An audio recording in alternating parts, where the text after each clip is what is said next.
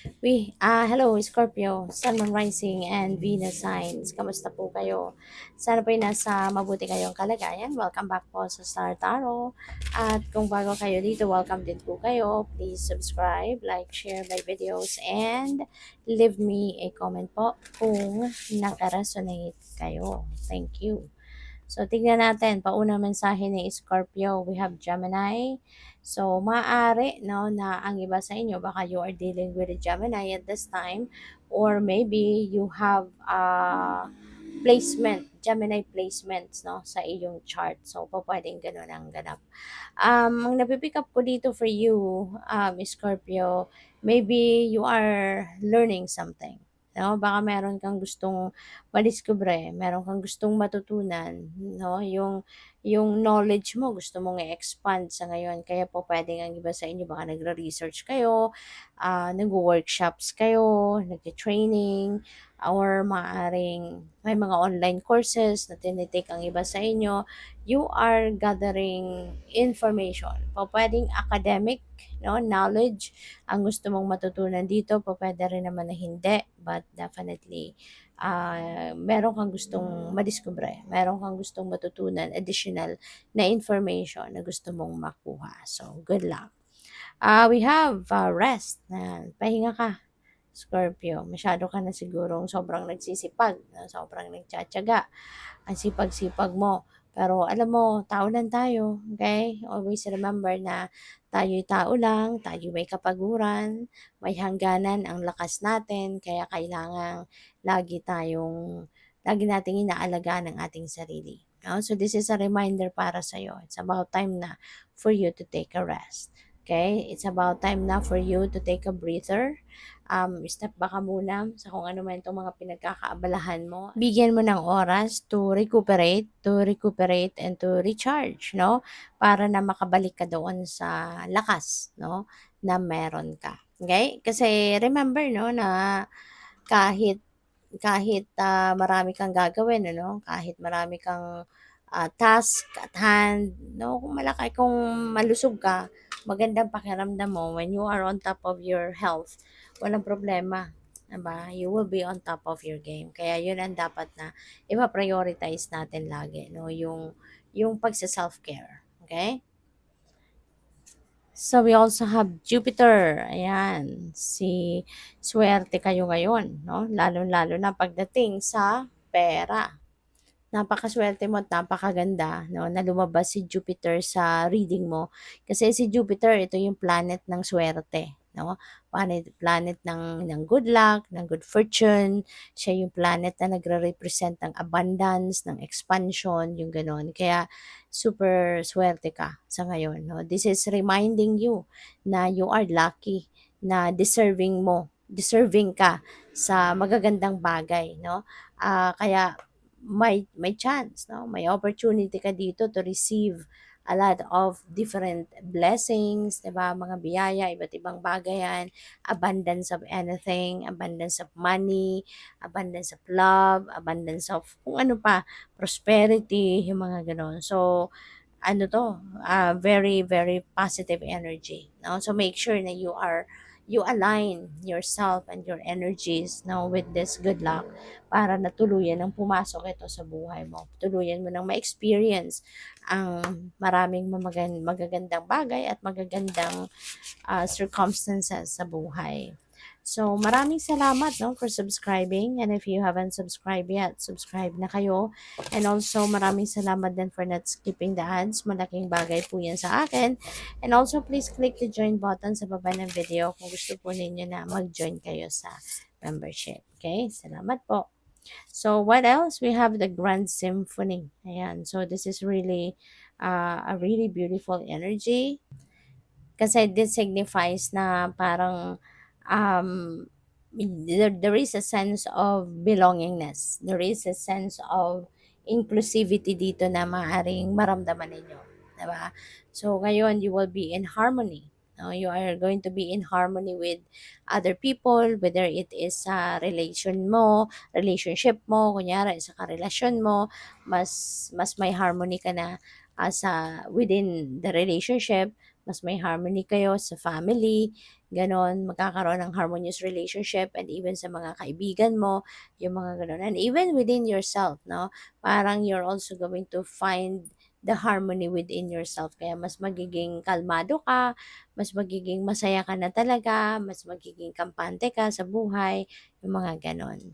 So, we also have Call of the Muse. Ayan, Scorpio. It's about time na for you to shine. You know, it's about time na para ilabas mo yung talent mo, yung talents mo, or skills mo, or gifts mo. 'Di ba? Kasi it's about time na, 'di ba? Para i-express mo naman yung passion mo. Huwag ka nang matakot, huwag ka nang mahiya, 'di ba? The opportunity is here around you or maybe right in front of you already para gamitin mo. You know, make use of your talents, your skills and gifts para na mas marami ka pang ma-inspire na ibang tao, mas makapag-inspire ka pa ah, ng mga katulad mo din sa paligid mo, 'di ba? Mga kapamilya, kaibigan, mga nakababatang kapatid mo kung meron man. So, you are going to be inspiring many people. Okay? At kapag alam mo 'yun, mawi-witness nila yung transition sa buhay mo, ma-witness nila yung transformation mo, yung gano'n, 'no? So, it's about time na for you to shine.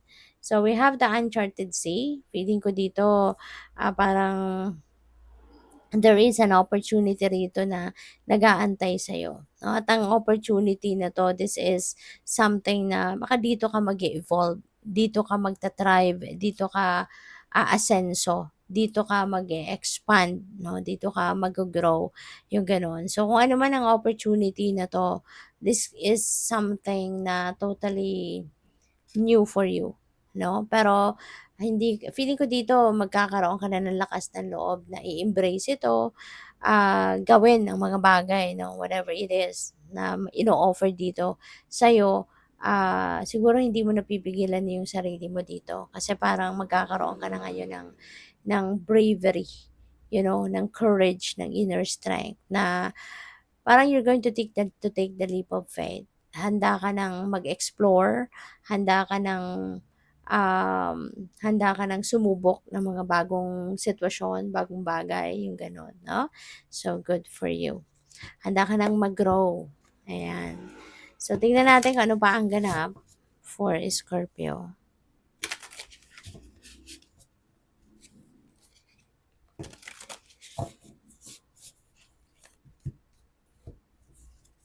So, we have the Magician, ayan. So, definitely taking action ka.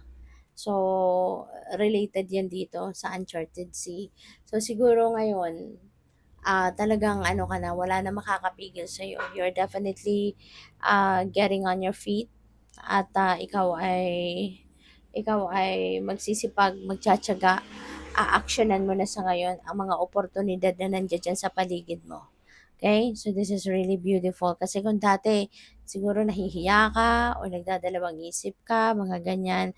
Pero, kaya hindi mo magawa-gawa ang mga bagay na gusto mong gawin. Ano man ang mga pangarap mo noon, maybe remains to be a pangarap. Pero ngayon, di ba, you are definitely going to transform into something or into someone na talagang iba na, mas mag-improve ka na, nag-grow ka na, no? Yung ganon.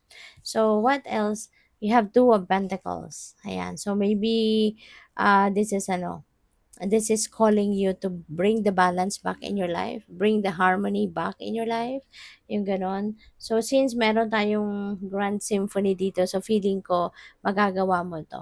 No? Magagawa mo to. Kaya nga, magkakaroon na ng harmony, even within yourself, magkakaroon ka na ng harmony sa mga karelasyon mo, sa mga kaibigan, 'di ba, kapamilya, 'di ba? So, it feels like to me na magagawan mo 'to ng paraan.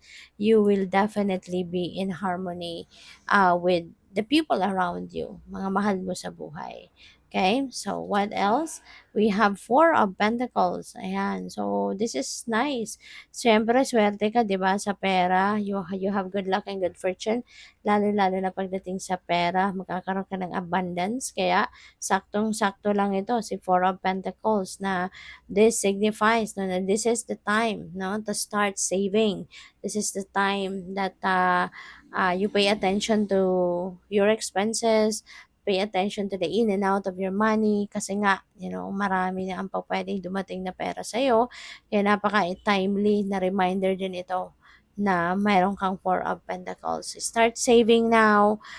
This is your opportunity, 'di ba, na magawa mo na, 'di ba?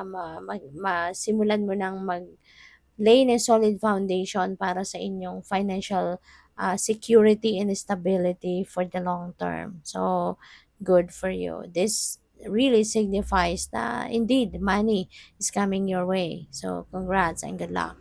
Thank you for watching. Love and light. Namaste.